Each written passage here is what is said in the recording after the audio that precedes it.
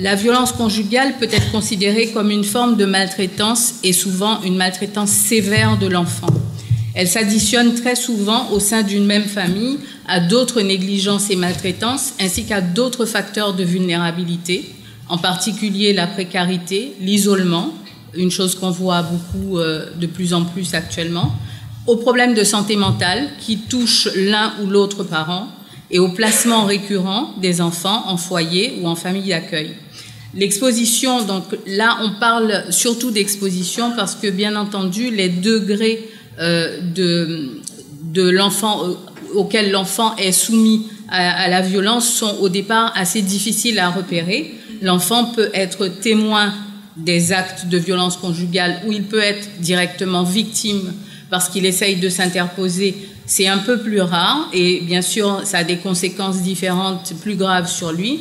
Mais en général, les enfants dans une famille sont exposés à cette violence en ce sens qu'ils voient ou qu'ils entendent des choses ou qu'ils entendent parler de ce qui se passe au niveau de la famille ou qu'ils voient les effets sur leur mère a posteriori, après qu'elle ait été frappée. Et les effets de cette exposition ont des conséquences qui sont variables aussi suivant l'étayage qu'il a dans son environnement et aussi la réaction de la mère, comment elle intègre l'enfant dans l'histoire. Ce qui fait que la complexité de cette situation fait que le facteur d'extrême gravité ou de sévérité n'est pas prédictible dès le départ. Plusieurs enfants d'une même fratrie peuvent être concernés ensemble par la problématique commune et avoir des réactions différentes les uns par rapport aux autres. Certains peuvent se soutenir, d'autres peuvent prendre vraiment le large par rapport aux effets qui se passent dans leur famille. Les effets ont les mêmes signes que ceux de la maltraitance physique et sexuelle et les effets de la négligence massive, c'est-à-dire qu'ils vont s'attaquer au développement de l'enfant. Et au départ, on aura des difficultés à savoir ce qui se passe parce que la mère, en général, est prise par le secret, le sentiment d'indignité, la honte. Donc, quand elle se présente en consultation avec son enfant, elle va surtout focaliser sur les signes elle va demander, pour lesquels elle demande cette consultation. Malheureusement, en Martinique, nous avons peu d'adressage au niveau des CMP avec d'emblée la notion de maltraitance ou de violence conjugale. En général, ce sont les parents qui le révèlent en cours de route et ils le révèlent quand ils sont suffisamment en confiance, encore une fois, pour pouvoir le dire, qu'ils ont l'impression qu'on est suffisamment bienveillant pour entendre le détail de ce qui s'est passé, et c'est au travers de l'exposé du détail qu'on arrive à percevoir les effets et qu'on arrive à mieux comprendre et intégrer les conséquences et donc agir. Ce qui est constant, en tout cas, c'est que les enfants exposés à la violence, ils changent. Ils changent soit progressivement ou soit soudainement. L'un des exemples de changements soudains qu'on est en train d'observer de plus en plus fréquemment, ce sont les changements qui surviennent dans les situations de divorce et de séparation. Et ces situations sont malheureusement, il me semble, au niveau social en très grande augmentation. Ce sont des situations critiques sur le plan de la violence, parce que on a dit, Mme Kabil parlait tout à l'heure, donc des questions de sentiment de propriété éventuelle. Donc, quand une femme qui est déjà violentée ou qui est maintenue au domicile isolé veut s'en aller, donc la violence va devenir extrêmement importante entre le compagnon et cette femme. Et les conséquences seront immédiates sur l'enfant puisqu'il va se retrouver piégé en otage dans une situation de garde. Et donc là, on a des changements très soudains où on avait parfois un enfant qui performait à l'école et qui vivait sa vie d'enfant et brutalement, on le voit développer des signes importants de difficultés qui sont le signal de ce qui se passe à la maison. Le changement peut être progressif. L'autre exemple que nous avons, c'est les changements très progressifs qui se passent chez les enfants dont le père est meurtrier de la mère. Et il y a aussi un certain nombre de situations de ce genre où au départ on a le sentiment qu'il n'y a pas tellement de troubles. La plupart des cas que j'ai pu voir, l'enfant qui est placé dans une autre famille, confié à la famille et autres, se développe apparemment relativement normalement dans un premier temps, et puis progressivement la question de l'identification se posant et la question de la modélisation, les retours sur l'histoire de la famille font qu'on assiste à un changement très progressif et à des troubles qui vont apparaître crescendo jusqu'à l'adolescence. Le changement peut être visible et là être repéré en général parce que les comportements sont des comportements d'agitation et c'est surtout les comportements qui se modifient avec l'agressivité. Donc là, les enfants peuvent être adressés par les écoles, les PMI, les crèches, ou bien alors, suivant le principe que l'intériorisation et l'inhibition, malheureusement, mettent du temps à pouvoir être vus comme problématiques, ce sont des enfants victimes qui sont déprimés, pour lesquels on va commencer à se douter de quelque chose parce qu'ils vont se mettre à agir eux-mêmes en tant que victimes, se mettre dans des situations où on a l'impression qu'ils ne savent pas se défendre. Ce changement s'inscrit de toute manière dans la structure de développement de l'enfant, c'est-à-dire que c'est son être qui va être façonné par cette expérience, suivant le principe qu'aucun de nous n'arrive à partir très loin de son enfance. On voit que quand l'enfance a été blessée, eh bien, il reste des traces, et là, ce sont des traces qui sont très violentes et des blessures très graves. L'impact le plus important est émotionnel et cognitif. Émotionnel parce qu'on va en parler un petit peu tout à l'heure, c'est surtout à ce niveau-là que se passe le plus de confusion et de magma, mais cognitif parce que toute la vigilance, l'hypervigilance que nécessite de se protéger contre des parents qui sont en train de se battre et de se déchirer, ça fait que l'enfant est troublé, distrait pour le reste de ce qui se passe dans son environnement. Donc les effets et les conséquences sont aussi fonction de l'âge et du stade de développement auquel est rendu cet enfant au moment où il va être exposé au problème. On peut dire qu'il y a 4 catégories de conséquences à l'exposition à la violence conjugale. Donc ce sont des problèmes de santé physique et mentale, des problèmes de comportement, des problèmes de fonctionnement social et des problèmes cognitifs et scolaires. Les changements qui sont visibles, qui sont à repérer, donc appartiennent à ces catégories de problèmes. Je les cite: le retrait avec la tristesse et l'inhibition, l'agressivité avec hyperagitation, la régression ou son contraire, l'hypermaturité, des enfants qui sont sages, calmes, qui deviennent des confidents, qui écoutent leurs parents et qui même donnent des conseils. Tu devrais le quitter là maintenant, ça ne peut plus durer. Des problèmes alimentaires et digestifs, des troubles du sommeil et les cauchemars en particulier, c'est surtout les petits qui ont peur du noir, qui font des rêves où il est très sanglant, des douleurs et des plaintes auxquelles tout ça c'est vraiment pas spécifique, mais pourtant ça correspond bien quand on arrive à comprendre ce qui se passe. Des ruptures scolaires, et puis pour les plus grands, bien sûr, les actes délictueux et puis la mise en péril de soi. Tout à l'heure, donc, le docteur Volumini a parlé des risques pendant la grossesse. À chaque âge, donc, ces conséquences spécifiques. La petite enfance, donc de 0 à 2 ans, c'est une période qui est une période fondamentale dans la construction de l'enfant, puisque c'est là que se développent les processus d'attachement. L'enfant a besoin d'être bien en sécurité, son sommeil, sachant qu'il y a quelqu'un qui veille sur son sommeil, être au repos. Et là, on voit que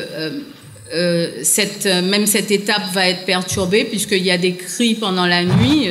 Le bébé n'est pas capable de comprendre ce qui se passe, donc il est réveillé par des hurlements, des cris, des bruits, des choses qui tombent, des choses catastrophiques qui font que son sommeil devient perturbé. et qu'il est en hypervigilance, ou alors que c'est tellement terrible pour lui qu'il est obligé de se retirer, donc il devient un bébé triste et replié. Souvent, il pleure à des moments inconsidérés, il n'arrive pas à s'alimenter, il n'est plus en paix, il est agité. Et donc, cette situation est d'autant plus grave pour lui qu'il est dépendant de sa mère à cet âge et que la mère qui a été frappée, violentée, autre, elle devient moins disponible. Donc, elle ne le regarde pas pendant la journée. Elle est elle-même triste. Il ne comprend pas ce qui se passe dans la perte du regard. Donc, ces processus d'attachement qui devraient être sécurisés pour lui ne le sont pas. Donc, on voit comment ça va le rendre indisponible pour développer son indépendance, son autonomie et ses interactions avec les autres plus tard. Les plus grands, de 2 à 6 ans, ce qui est surtout touché pour eux, ce sont les processus d'autonomisation, puisque c'est l'âge où, quand on a été sécurisé, eh bien, on s'éloigne un peu de sa mère en disant « Regarde maman ce que je fais ». Mais là, le regard de la mère étant déjà ailleurs, donc cet enfant-là a du mal à s'éloigner, en plus ne comprenant pas ce qui se passe avec cette maman qui n'est pas très, très proche et n'ayant pas la possibilité de se retourner vers le père qui, lui, en général, n'est pas très disponible non plus et de toute façon ne peut pas être vécu comme étant fiable puisqu'il se passe des choses, encore une fois, vu de la place de l'enfant qu'il ne comprend pas. C'est aussi la période où les enfants sont relativement égocentriques, naturellement. Donc, l'effet que ça aura sur lui d'être dans cette situation, c'est qu'il aura tendance à sortir un peu vite de cette étape et de se rendre responsable de ce qui se passe autour de lui, de la violence. Et c'est aussi l'étape où il a lui-même des sentiments, des phases de colère avec sentiment de destruction, mais sauf que la modélisation qu'il a autour de lui, c'est que la destruction, elle est vraiment possible. Donc, du coup, le risque de modélisation sur l'agresseur est très important. L'enfant va développer des stratégies d'adaptation pour se protéger tout en étant perturbé par le modèle qu'il a en face de lui. Les plus âgés, donc 6 à 11 ans, donc bien sûr, ce que nous disons, il faut voir que ça va crescendo, c'est-à-dire si l'enfant est dans cette situation depuis la grossesse, donc c'est un peu comme une pyramide, ça s'additionne à chaque étape et donc on voit la déstructuration au fur et à mesure, ce que ça peut donner comme résultat. Donc les 6 à 11 ans, normalement, c'est la période d'identification avec le parent du même sexe. Donc là, on va avoir des réactions qui seront différentes en fonction du sexe de l'enfant et en fonction des alliances qu'il est capable de faire avec l'un ou l'autre parent, parce qu'il ne faut pas oublier que l'agresseur peut être agresseur avec la maman dans la situation conjugale, être agresseur avec l'enfant aussi dans le même temps. La maman peut être négligente dans le même temps. Et puis, il peut y avoir des variations dans le style, le parent violent sur le plan conjugal peut être protecteur avec l'enfant. Donc, vous imaginez tous les éclats qu'il peut y avoir dans les petites têtes, puisque la capacité de compréhension et d'analyse de la situation, c'est un petit enfant qui se base uniquement sur ce qu'il peut voir. Et les capacités cognitives sont d'autant plus atteintes s'il a été longtemps dans cette situation et que la confusion règne déjà. Et donc maintenant, son identification est en jeu et en plus de ça, ses capacités d'apprentissage aussi, puisqu'il est tellement pris et envahi par tout ce qui se passe autour de lui que ces tentatives pour être disponibles pour les acquis sont battues en brèche d'emblée. L'autre élément aussi, c'est qu'à cet âge-là, les enfants essayent de comprendre la situation à partir de facteurs externes. C'est-à-dire que pour se protéger, ils ont tendance à sortir de la situation et penser qu'il y a des causes externes qui font que il y a de la violence à domicile. Par exemple, peut-être c'est l'alcool, peut-être c'est la drogue, peut-être maman est méchante, peut-être c'est papa est au chômage, il n'a pas de travail. Donc, ils essayent de comprendre. Donc, du coup, ils sont aussi dans dans le déni de la situation de violence à la maison, ce qui fait qu'ils intègrent complètement le modèle de violence de cette façon-là. Et donc leur modèle va être imprégné, ce qui fait qu'au niveau de l'école, par exemple, on peut voir des enfants manifester de l'agressivité pour des situations de compétition avec leurs pères, parce qu'ils sont dans cette dynamique de ne pas savoir repérer sans aide ce qui est en train de se passer. L'adolescence, donc cette étape, c'est une atteinte, dans cette étape, c'est l'atteinte de la conscience de soi, puisque l'adolescent, pour arriver à se fabriquer, a besoin de pouvoir se heurter à des modèles, se mettre en opposition d'une manière sécure et puis construire son opinion. Il l'a construit beaucoup dans l'opposition. Là, on voit comment les mises en opposition sont problématiques, d'autant plus que son rôle a été modifié depuis les étapes antérieures, puisqu'il est devenu bien souvent lui-même un confident du parent victime, de la mère, qu'il blâme en même temps de sa position. Il n'a en fait à ce stade-là bien souvent plus aucune confiance ni en l'un ni en l'autre, bien qu'il ne comprenne pas forcément totalement ce qui se passe. En plus, ces modèles ont déjà été modifiés, ce qui fait que la violence des adolescents peut se retourner à cet âge-là contre la mère, qui va se faire frapper non seulement par le père, mais par son mari, mais par son adolescent, qui aura des phases alternées entre des moments de compréhension, de fusion, de rapprochement, et puis des moments d'éloignement où il va être dangereux.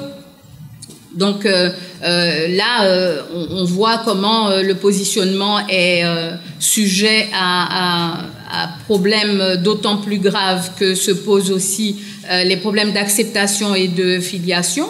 Quand le parent a blessé, quand le père a blessé la mère, parfois devant eux, ou qu'ils ont eu à intervenir, donc les questions de respect de soi se posent aussi, parce que finalement on est dans l'impossibilité du choix. Je suppose que tout ce que je dis là, ça doit apparaître un peu confus, mais j'ai essayé de me placer dans la position des enfants pour essayer de tenter, en tout cas, d'expliquer le magma émotionnel et cognitif dans lequel les enfants se trouvent pendant ces périodes, puisque ils n'ont pas la possibilité de juger, ils n'ont pas la possibilité de comprendre, ils sont tenus au secret. Ils ont des règles de loyauté et des codes de loyauté qui se posent. Et en plus de ça, la plupart du temps, ils n'ont aucune aide et ressources familiales d'emblée, puisque à cause du secret et aussi à cause des sentiments mêlés de honte, de colère, de rejet. Et là, on parle donc des questions de l'impact émotionnel et du ressenti, et qui donne la complexité à tout ça, puisque en dehors de cette désorganisation interne qui se passe, il y a le fait aussi que ces enfants vont être ultérieurement dans l'incapacité de bien identifier leurs émotions. Ce sont ces jeunes adultes qui arrivent en consultation pour des troubles graves de dysfonctionnement et qui ne savent même pas identifier ce qu'ils ressentent. Ils ne peuvent plus vous dire j'ai peur, ils peuvent pas faire de graduation dans la peur, ils ne peuvent pas vous dire je me sens anxieux, je suis dans l'embarras, j'ai honte. Ils peuvent pas dire ça parce que ils se sont construits dans un magma émotionnel confus qui ne leur a pas permis d'identifier. Les enfants qui ont l'espoir d'être secourus sont souvent ceux qui arrivent à se sauver. Il y en a aussi qui cherchent de l'aide et qui arrivent à rompre le tabou du secret et qui demandent de l'aide, et donc du coup ils trouvent des ressources. Mais c'est vraiment pas la majorité de ces enfants-là. Alors donc, il y a la possibilité d'évaluer les conséquences de l'exposition à la violence conjugale pour les enfants. Plusieurs grilles ont été fabriquées dans ce sens, et la grille de Holden qui date de 2003 a été remaniée à plusieurs reprises, évidemment pour arriver à recueillir ces informations, soit sur l'impact et le degré d'exposition de l'enfant, soit sur les conséquences de l'exposition, ça nécessite d'avoir fabriqué une relation fiable avec le parent qui se présente et aussi avec l'enfant. Et ça, c'est l'enjeu qui est très difficile parce que évidemment, quand on intervient à ce niveau-là, on s'aperçoit très rapidement que les secrets et les tabous font qu'on a les informations à dose filée. Donc, il faut être extrêmement patient, bienveillant. C'est vraiment l'éloge de la fiabilité. Il faut que l'enfant arrive à investir le professionnel qui tente de s'occuper de lui avec le sentiment que peut-être que là, il y a un fil à suivre. Ça veut dire que le chemin va être très long parce que la construction de la personnalité de l'enfant est très fragile. Ce sont ces enfants qui ont vécu ces troubles qui sont à risque de fonctionnement limite à l'adolescence. Ce sont ces enfants qui sont à risque d'avoir, bien sûr, intégré les traumatismes répétés et donc qui vont avoir toutes sortes de difficultés d'insertion, toutes sortes de difficultés à créer des interactions saines avec non seulement un partenaire futur, mais aussi leur père, avec l'autorité. Donc, l'accompagnement pour pouvoir défaire progressivement ce qui a été fait, il va être très long. En moyenne, on peut compter qu'il faut une petite décennie pour arriver à reprendre certaines situations. On peut probablement intervenir rapidement sur l'effet traumatique immédiat, mais pour défaire ce système, ça va nécessiter confiance et travail à deux, fiabilité, continuité. Les questions de garde et de protection doivent être assurées pendant ce travail, sinon, en fin de compte, comme dit le proverbe ici, c'est se laver les mains et s'essuyer par terre. Et ensuite, il faut aussi intervenir sur l'environnement, donc bâtir et tisser un environnement qui peut permettre de retrouver l'équilibre. Pour terminer sur une note quand même d'encouragement, c'est étonnant de voir qu'il y a un certain nombre d'enfants qui s'en sortent, et malgré ces conséquences, qui s'en sortent et qui deviennent des adultes, mais qui ont bénéficié du travail de l'accompagnement et du dépistage dès le départ pour éviter les strates sur les années. Je vous remercie.